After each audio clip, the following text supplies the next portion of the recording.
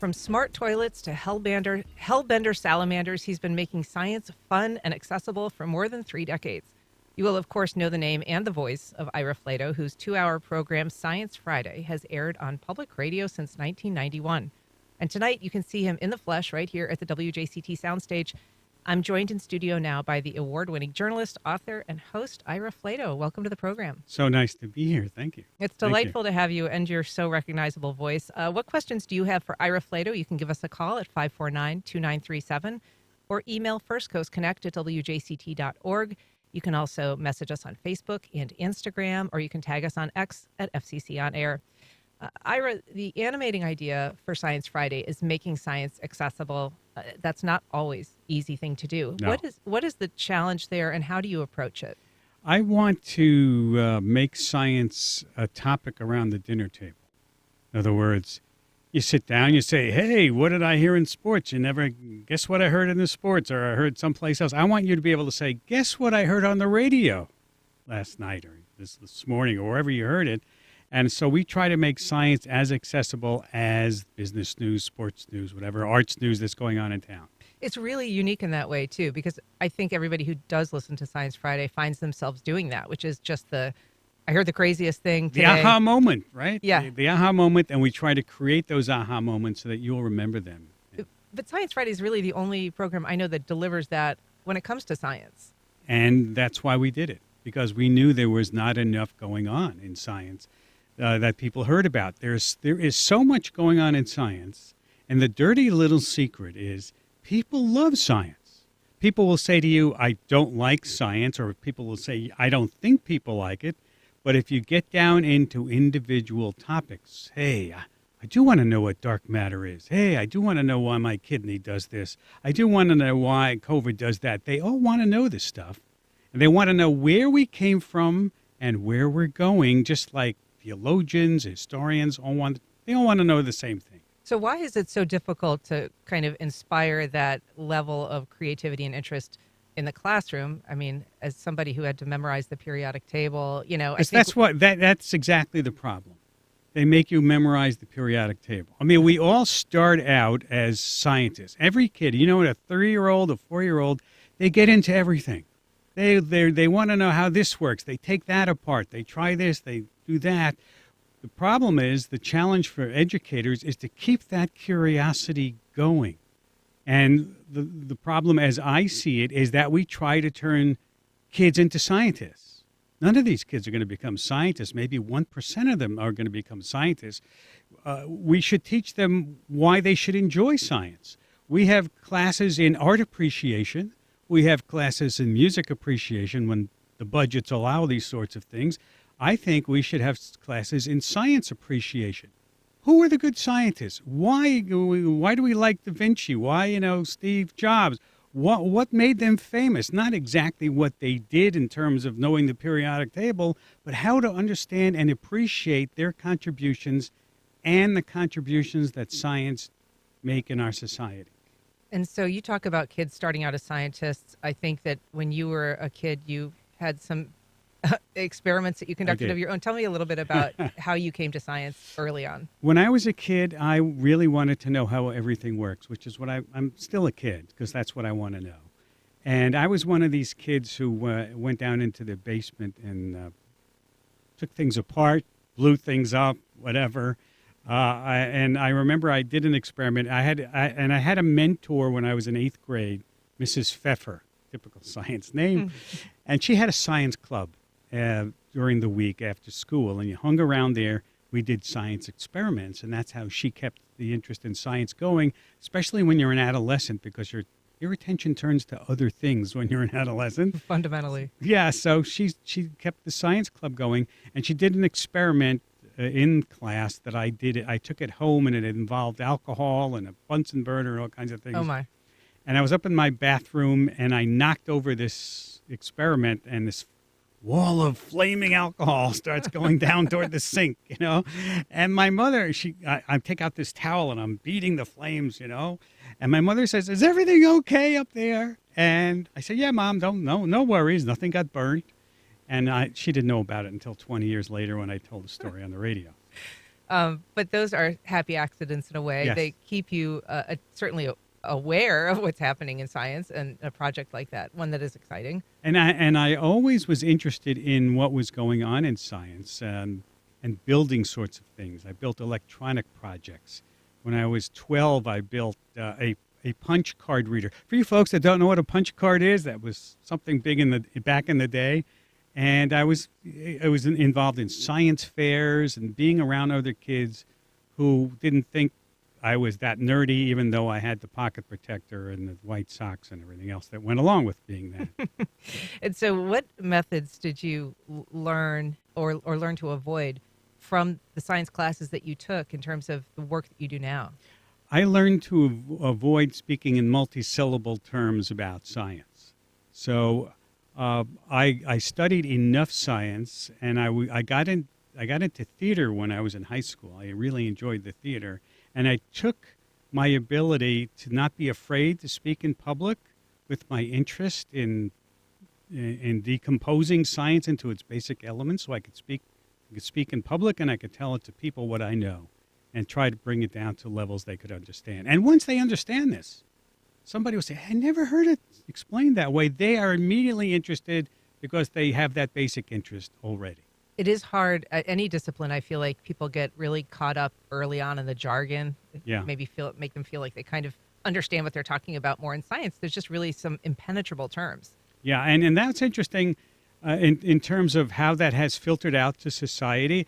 There was a TV show called The Big Bang Theory that's still on. I was on that show 3 times in The Big Bang Theory.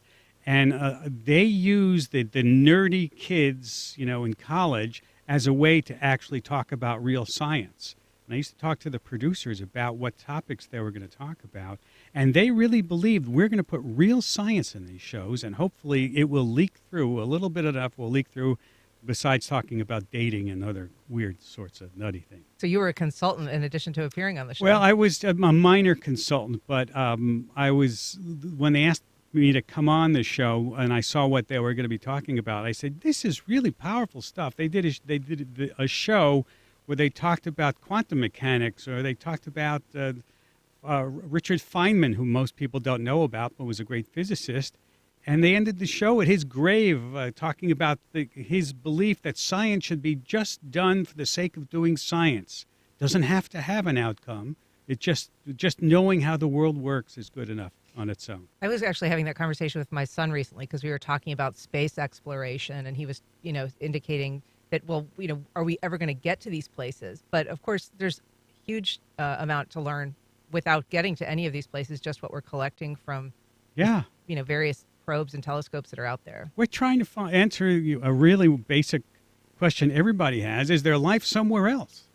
Right? I mean, can we find it someplace else? What are the odds of it being someplace else? If you take apart the math, the probabilities, sure, there's so many gazillion stars and planets out there. There's got to be life someplace else.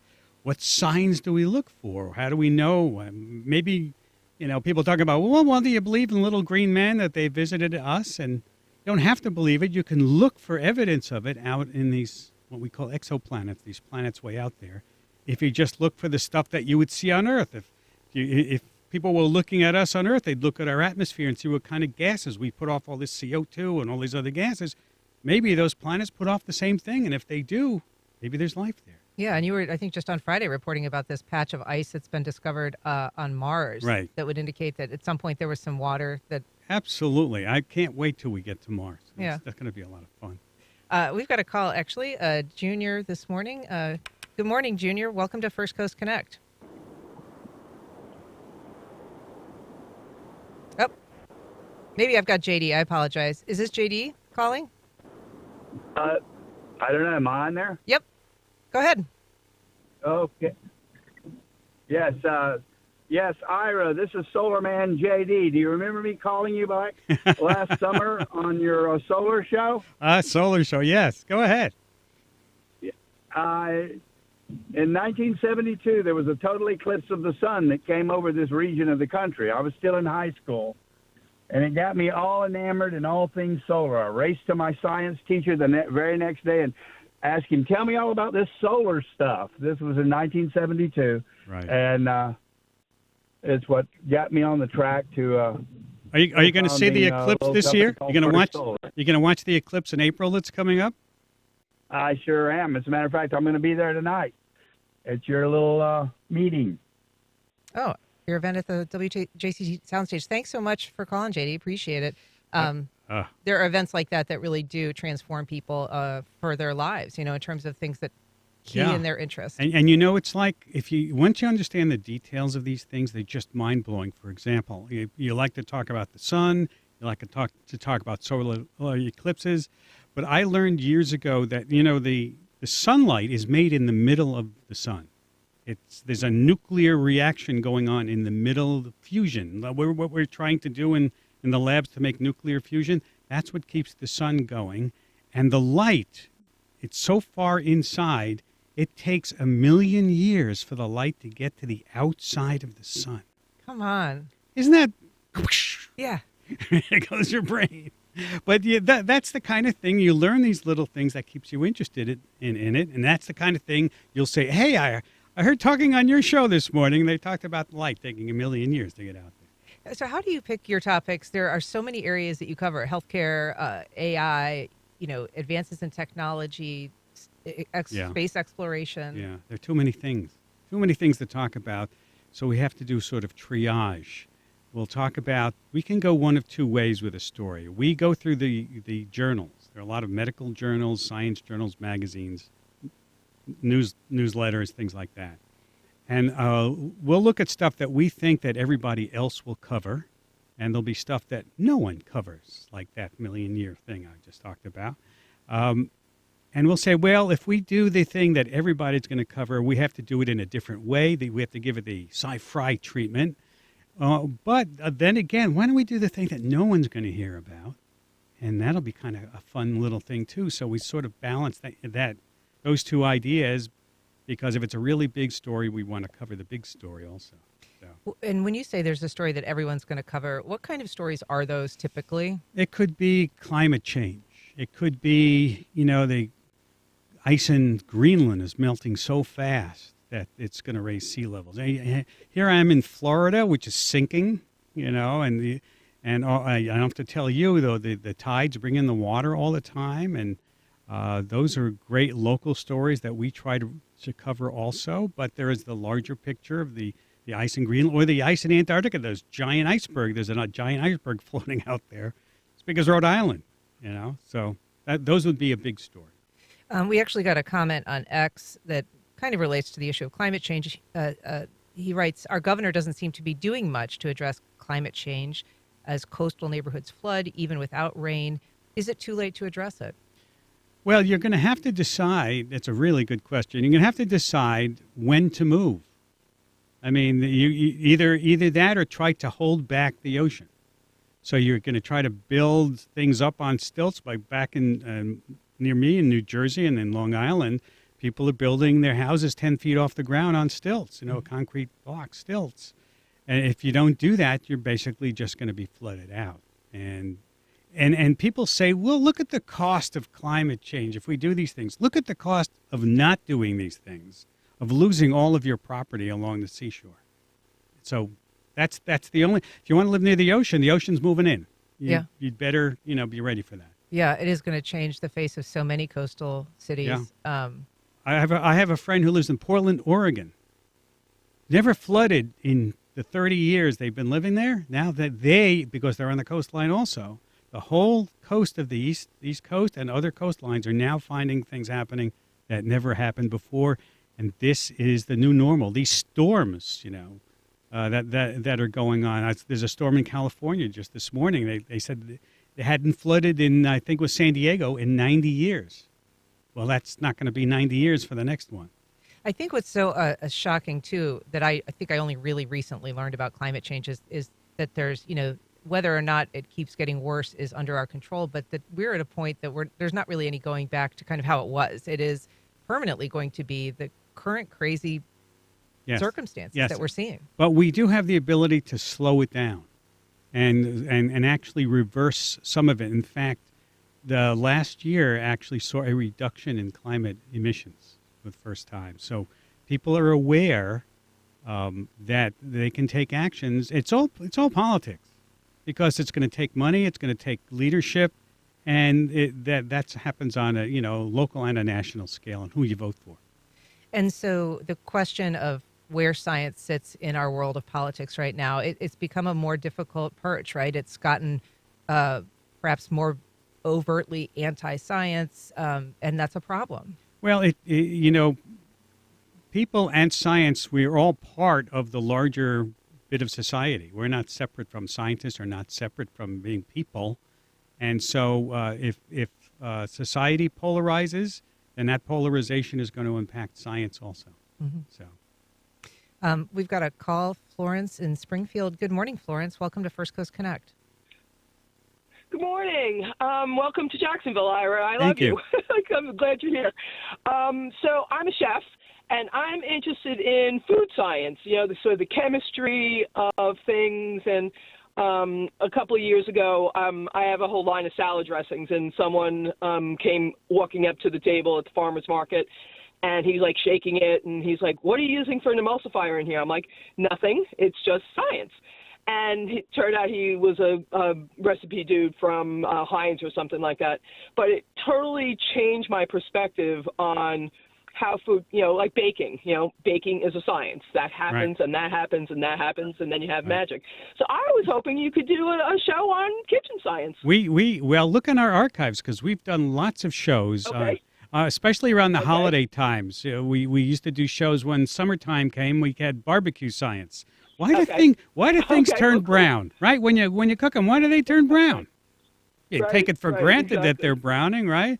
We talked about emulsifiers. You know about mayonnaise. What is mayonnaise made out of? Yep. Mayonnaise is made out of Right. mayonnaise is made out of oil. You can't get oil and vinegar together. It won't mix, so you put an egg yolk in there. An egg yolk is a natural emulsifier. It turns into mayonnaise. So now you've mixed the oil and vinegar and created salad dressing. I don't know. So- Some parts of science I prefer not to know, like what mayonnaise is made of, but I will allow that. So when it comes to educating your listeners about caring about the science that you're talking about, you have such an enthusiastic audience. I mean, as we just heard from Florence, people are just so passionate about Science Friday, and your listeners have listened for years. You Mm-hmm. really do kind of have a connection with them that's on a very, almost personal level. Yeah, it's like a club. We talk about stuff that we have very loyal listeners who will come back every week and talk about new things. But I'm also trying to get to listeners who may not be interested in science, and the food is a good point, and agriculture is a good point. Everybody's got to eat.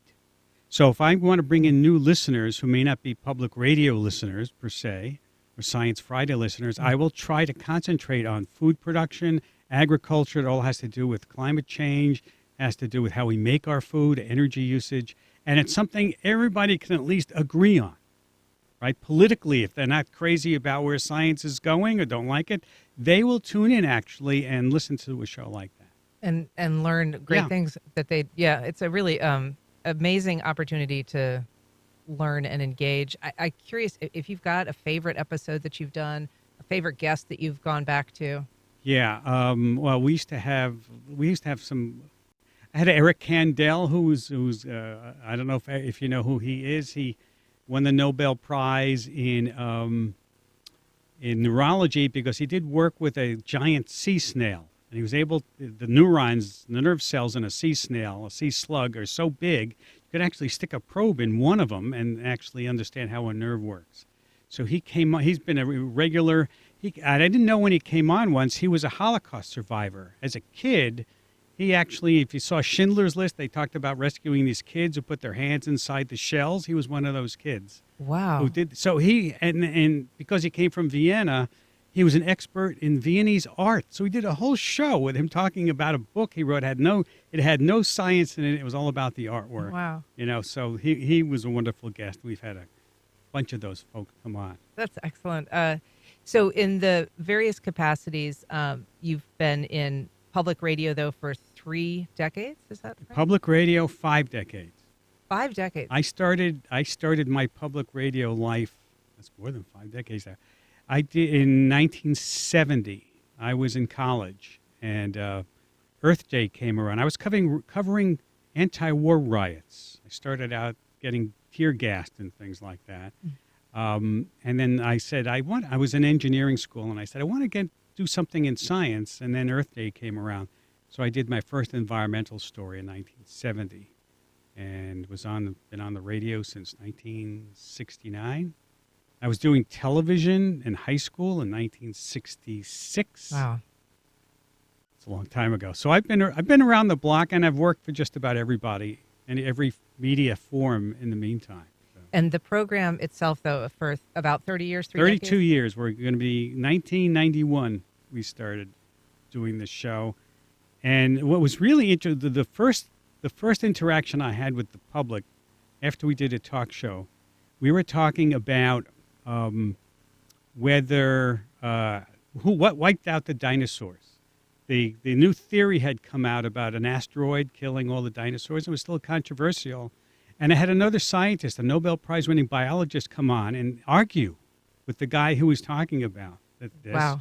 And the first postcard we ever got was from Barbara in New Jersey saying, wait, scientists arguing with each other? Doesn't science know everything? Oh. And that, I said, we have bingo. Yep. You know, we've gotten the point across that science is a moving target. You know, it's a photograph of what we know now and could change tomorrow when new evidence comes in. And really, we were successful. A conversation. Yeah. Really, it's something that is constantly Yes. evolving. We've got a question that came in. How can parents interest their young children in science? She writes, I grew up barely passing science while my brother became an astronomer. I felt it was boring in school and didn't want to bring it home as something that would be part of my daily life. Why did we both have such different reactions to science? That's a really good question. Try to, if your kid shows any interest in exploration or science or nature or horses or dogs, try to nurture that. Don't try to. I remember when I was a kid, when we had VCRs around, and I'd say, hey, look, this is a Pop-Tart. It should go right in that slot where the VCR, you know, it fits, you know. Don't slap the kid's hand. Hey, Bobby, don't do that. You say, oh, that's interesting. Why do you think that way? And try to encourage that kind of exploration, and hope that you can keep it going and have the kids answer questions. There was a famous scientist named Isidore Rabi, and he won the Nobel Prize in Physics. And every day when he came home from school, instead of his mother saying, well, what did you learn in school today? She said, did you ask a good question in school today? You know, and that's, to me, that's how you encourage it. We've got a call. Mark on the South Side. Good morning, Mark. Welcome to the program. Hey, good morning. I enjoy your topic today, and I just wanted to ask Ira, I've grown up along the coast during my life, and I have seen how high tides and low tides have been exacerbated in relatively recent years. But I went online and looked, and NASA did a study back in, I think it was 2021, and we all know that tides are controlled, if you will, by the moon, the gravitational pull of the moon. But the moon wobbles on its axis, and sometimes that wobbling can place the moon closer or further away from the Earth. Therefore, it can exacerbate or exaggerate high tides and low tides. Right. So how do you weed out that the effects of the natural occurrence of the moon's gravitational pull with what many people are trying to attribute to climate change, and that being a cause of increased sea levels? Well, you do, thanks for that. It's a great question because it illustrates what science does. I mean, first of all, you have to have a big enough sample. You have to take enough readings of high tides and low tides so you get to see what doesn't fit in there, and then you find out why that is, and you find out there's a wobble. And then you have to go back about 100, 200 years in records and see where that fits in. And if you see in the last 100 years when, let's see, start of 1900 and the Industrial Revolution, if you start seeing that the tides are back being a little more how radical than they used to be, then you have an idea that something has changed. And that's why scientists go back more than hundreds of years. They go back thousands and millions of years looking for those records. We're talking to Ira Flatow from Science Friday. He's in town tonight at the WJCT studios. You can give him a call at 549-2937, or email us at firstcoastconnect@wjct.org. We've got a call from Lisa. Good morning, Lisa. Good morning. I thanks to Ira, I started a Science Friday thing at preschool, like as a volunteer with my kids, and then later on went to teach STEAM, which is STEM plus A, as a preschool teacher, and the kids ate it up. I mean, we did art with it as well. Yeah. We talked about bones at Halloween and bats. I gave the kids power over things that were kind of scary, and we broke it down and talked about their bodies and the senses. We did foraging and hibernating. We did, Great stuff. seasons, and I did an ice sheet or a baking sheet of ice, and we talked about, ice the temperatures that ice melts and all that kind of thing. Kids love like applicable science that they can understand, and they can appreciate it as early as 2, 3, and 4. Because these kids would come in every day saying, "What are we going to do today?" Absolutely. And I want to thank you because you were the ones that inspired me to, as an English major, who's not interested in science when I was a kid, to get science geeky later on and just be fascinated by all kinds of Thank things. you. So I just wanted to thank you. Thank you. That's the highest compliment anybody can pay to me or Science Friday is starting a sentence with, "I was an English major." And now I really appreciate science. Yeah. Because bringing the English majors who thought they never could appreciate science to sit down and especially pass it on to children, teaching them, 2 or 3-year-olds, natural scientists, they want to know how it all works. So you should talk a little bit about the Science Friday initiative and what that outreach program does on that front. Yeah, we have a whole educational division. We have a whole outreach division. We put out materials that everybody can use. We have podcasts. We have all for Zoom, use in the classrooms. we have all kinds of stuff that you can use, teaching materials that you can use as a teacher, because it's very difficult to be a science teacher because there are very few science teachers trained as science teachers.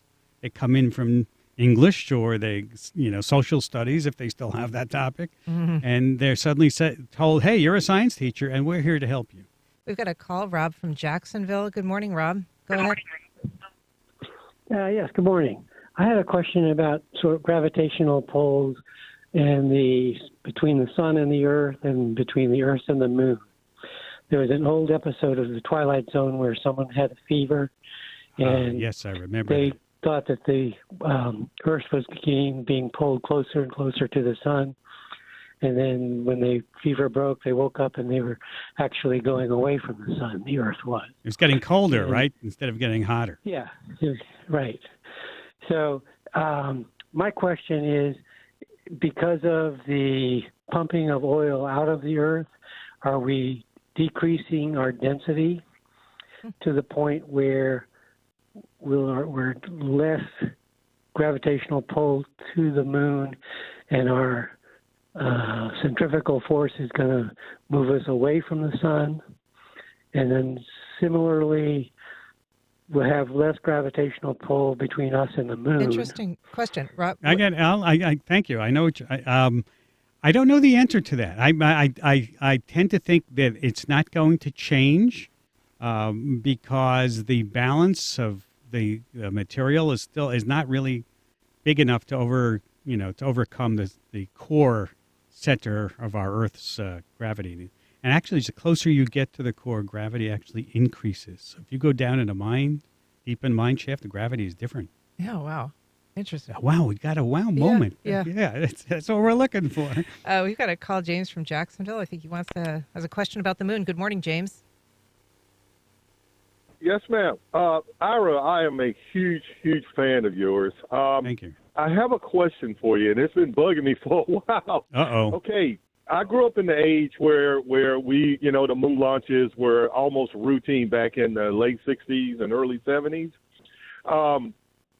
2 questions. I hear people talk about, the moon, the moon landing was a hoax and all this other stuff. 2 questions. One is that since it was routine back in the day, why do I hear engineers talk about how it's so hard to go to the moon? That's why they're having problems with the Ares rocket. And 2, why haven't we sent some kind of probe to the moon to say, look at the moon buggy that's sitting there? I mean, What person on this planet would not like to see the probe drive up to the moon buggy that's still sitting there when it was left there on the moon? You know, they still say, hey, see look, guys, they see still there? they still see the moon buggy. There are pictures being taken of the moon buggy even from Earth, and when they orbit. And there are people on the moon as we speak. And they're not Americans, though. There are probes from other countries. The Japanese have a probe that's going there.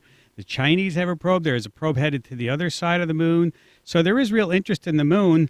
But it's amazing that we lost interest in the moon. You know, we canceled the last 3 moon shots. Supposed to be 20 of them, and we only stopped at 17. And there were 3 that were canceled, and they set giant Saturn V rockets were lying on the ground. And you talked about this on the program recently because they basically got rid of the technology that allowed for a lot of that that to happen. Well, they decided it was 2 things happened: politics, which means money, and then people got bored.